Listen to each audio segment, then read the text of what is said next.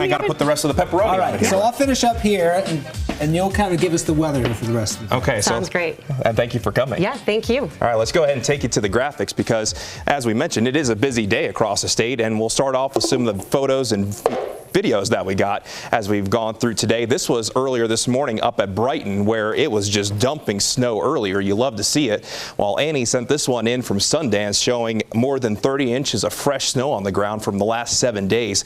Peggy Sorensen captured this from Woodland Hills. That's a winter wonderland in Utah County earlier this morning. Speaking of this morning, this was the view outside here at ABC4 News before the really heavy snow started to fall, and you could see the accumulations. But through yesterday, we saw some snow throughout southern Utah, and anytime you have snow on top of Red Rocks, it really doesn't get better than that.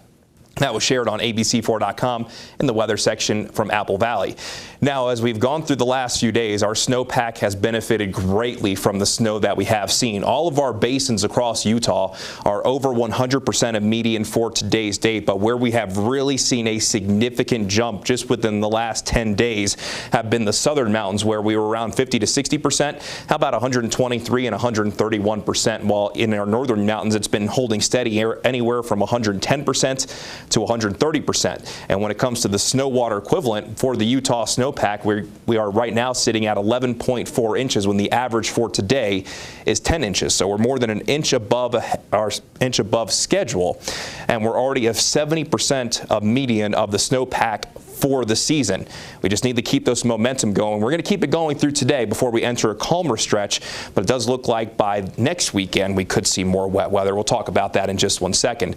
But let's go ahead and zoom things in here on the forewarned radar. We do have some heavier snow showers working their way through portions of southern Salt Lake County and through Davis County. All these showers are slowly working their way down to the southeast, and as you look up around Park Valley, we're not done with the snow just yet because we do have a system coming in from the northwest, a much more traditional storm, and as we go through this afternoon, those showers will continue to spread across the state. We have seen snow at places like Canyonlands National Park. Absolutely beautiful if you're going to be heading down to the national parks for today, and Bryce Canyon more or less is buried in snow.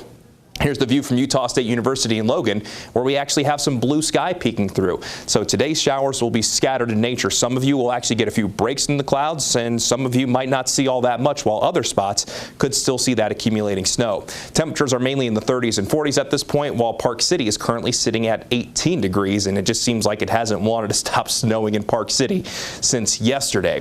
Temperatures this afternoon will be in the 30s and 40s for most, especially in central and southern Utah. For us in northern Utah, we'll mainly see 20s and 30s, and then by tonight we'll mainly see teens and 20s for overnight lows, which is much more like this time of year. In central Utah, we'll have those 30s and 40s with teens and 20s for the overnight lows as well, and even tonight in St. George we'll have a chance to drop below the freezing mark, and depending on the timing of the moisture in St. George, there is a chance that we could see a wintry mix or even briefly some snow. If we do see anything throughout lower Washington County, maybe a trace at most, with any snow mainly being on grassy surfaces.